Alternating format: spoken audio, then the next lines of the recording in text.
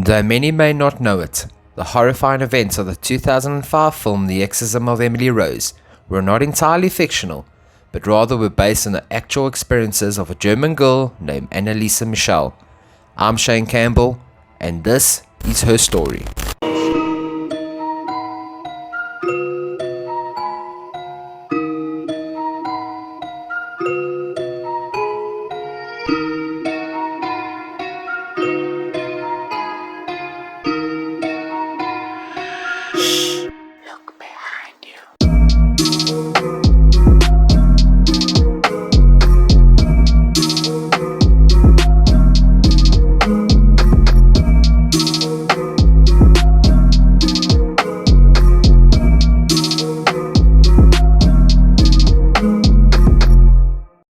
Anneliese grew up a devoutly Catholic in Bavaria, West Germany in the 1960s, where she attended Mass twice a week. When Anneliese was 16, she suddenly blacked out at school and began walking around dazed. Though Anneliese did not remember the event, her friends and family said she was in a trance-like state.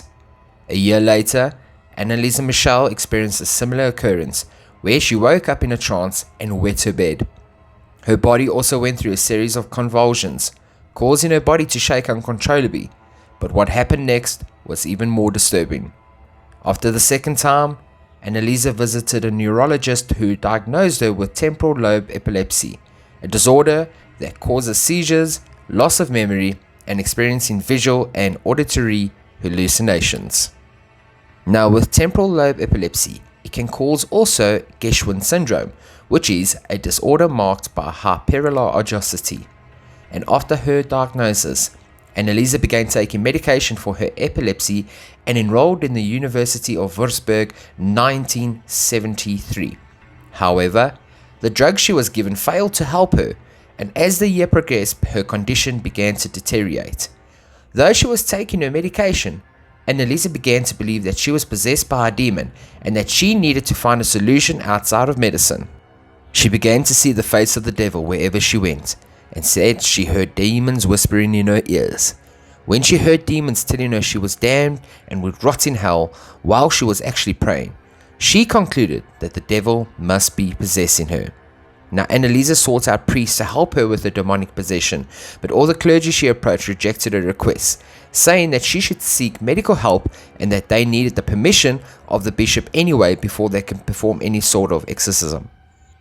Now, if you can hear birds chirping in the background, we've just had quite a good big thunderstorm and the sun has come out, so now the birds are probably all really happy about that. But anyways, back to the story. Believing she was possessed, she ripped the clothes off her body, compulsively performed up to 400 squats a day, crawled under a table, and barked like a dog for 2 days. She also ate spiders and coal, bit the head off of a dead bird, and licked her own urine from the floor. Yeah, that's pretty stiff. Finally, she and her mother found a priest, Ernst Alt, who believed in her possession. He stated that she didn't look like an epileptic in later court documents. Anneliese wrote to Alt, "I am nothing. Everything about me is vanity. What should I do? I have to improve. You pray for me," and also once told him, "I want to suffer for other people, but this is so cruel." Now, Alt petitioned the local bishop, Bishop Joseph Stangl, who eventually approved the request and granted a local priest by the name of Arnold Renz permission to perform an exorcism, but ordered that it be carried out in total secret. Exorcisms have existed in various cultures and religions for millennia, but the practice became popular in the Catholic Church in the 1500s with priests who would use the Latin phrase Vade retro Satana, which basically translates to "go back, Satan," which would expel demons from their mortal hosts. Now, before we continue, I'd like to give a shout out and a thanks to our first sponsor of the show. What if I told you there was a natural product that has many benefits such as blood sugar reduction? It's a probiotic, it promotes beautiful and healthy skin, soothes coughs and your throat, it boosts your memory, provides nutrients, treats wounds, heals burns, helps even with seasonal allergies. Guys, if you know what I'm talking about, it is honey. And not just any honey. It has to be 100% natural, raw honey. and I have just got the people for you that could provide you with this awesome product. The company's name is Bee's Knees Honey, and they sell only 100% honey, and it comes in 3 awesome packaging. One of them is just a nice glass jar. The other option, which is sometimes really, really great, especially in summer, is a squeezy jar or a squeezy bottle. And then last but not least, if you're on the run and always busy like I am, then they sell honey in straws. Yes, that's right, straws. So if you're all about supporting the smaller guys, not these big corporations, then look no further than Bee's Knees Honey. They are based in Impala Park, and they provide you with the absolute best tasting honey. Like I said, it is 100% natural and raw. And if you'd like to order yours today, please contact Renier Vos on 082 445 2075, or you can find them on Facebook at The Bee's Knees. And it's as simple as that. What I'm going to do is I'm going to link their page as well in the description of this video so that you can go and find them. But yes, guys, you got to go and support them. It is amazing. Right, back to the story. The practice of Catholic exorcism was codified in the Ritual Romanium, a book of Christian practices assembled in the 16th century. Now, by the 1960s, exorcisms were very rare among Catholics, but a rise in movies and books like The Exorcist in the early 1970s caused a renewed interest in the practice. And over the next 10 months, following the bishop's approval of Anneliese's exorcism, Alton Renz conducted 67 exorcisms, lasting up to 4 hours on the young woman. Through these sessions, Anneliese revealed that she believed that she was actually possessed by 6 demons, named Lucifer, Cain, Judas Iscariot, Adolf Hitler, Nero, and Fleischmann, who was basically a disgraced priest. Now, have a listen to this. These are some of the audio clippings from these exorcisms, and they are pretty spine-tingling stuff. Sie müssen mit in eine Scheißkassette. Und zwar mit allen zu dem Scheiß gelogen Witzbuschkin. Und dann? Und dann? Dann muss den Dreck bekannt geben. Wie?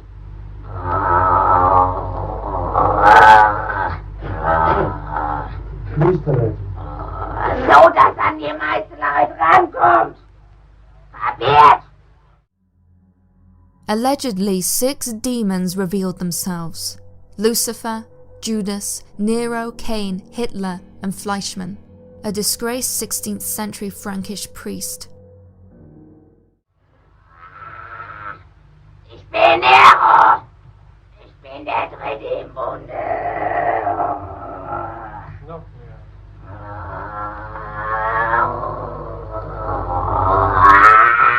Halt ihr Maul! Ich bin kein. Seid ihr also 4.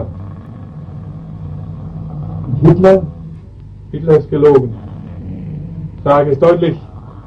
Im Namen Jesu und im Namen Mariens. Im Namen des Vaters und des Sohnes und des Heiligen Geistes. Ja, ich bin auch hier. Wer denn? Hitler. The demons argued with each other, with Hitler saying, "People are stupid as pigs. They think it's all over after death." It goes on. And Judas saying Hitler was nothing but a big mouth who had no real say in hell. Now, throughout these sessions, Anneliese would frequently talk about dying to atone for the wayward youth of today and the apostate priests of the modern church. She broke the bones and ripped the tendons in her knees from continually kneeling in prayer. Now, that is pretty crazy and freaky to even begin to think about. Now, over these 10 months, Anneliese was frequently restrained so the priest could conduct exorcism rites.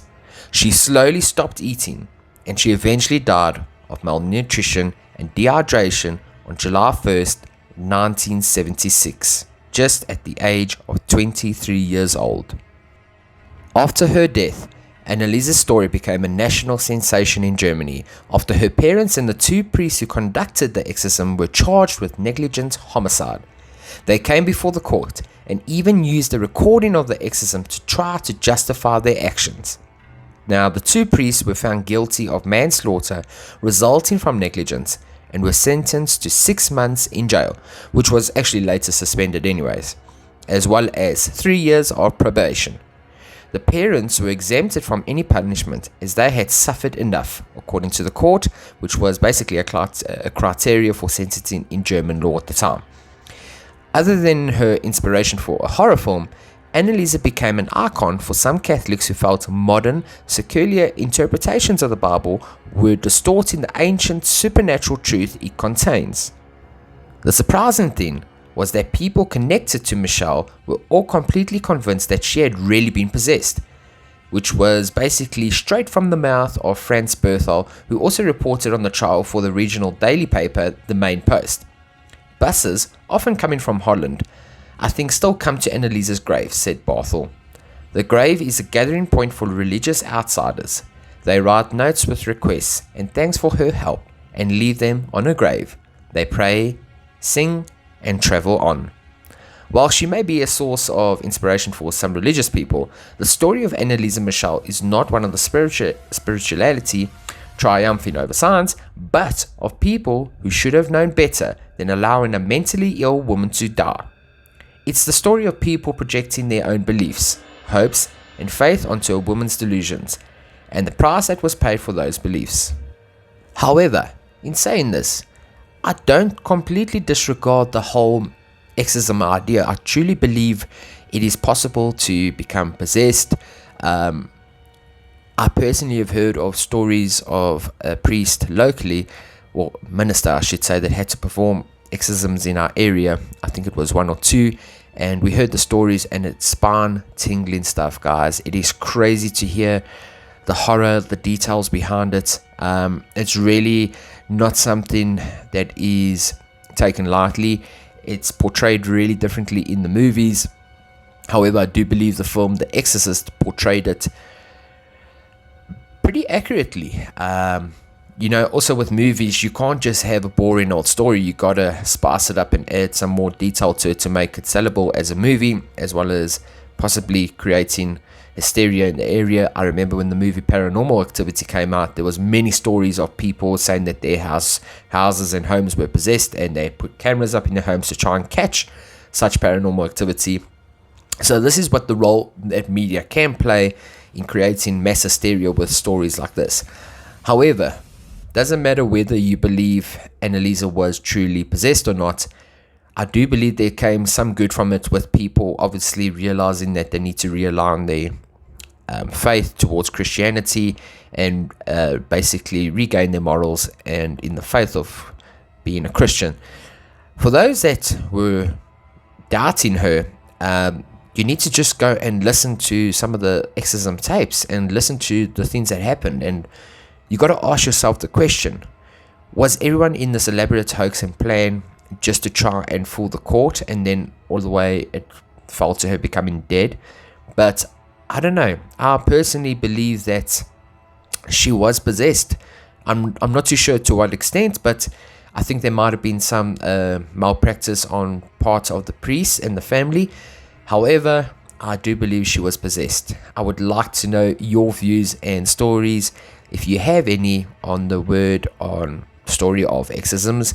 Let me know what you think in the comments below, and don't forget to look after yourselves and stay safe out there.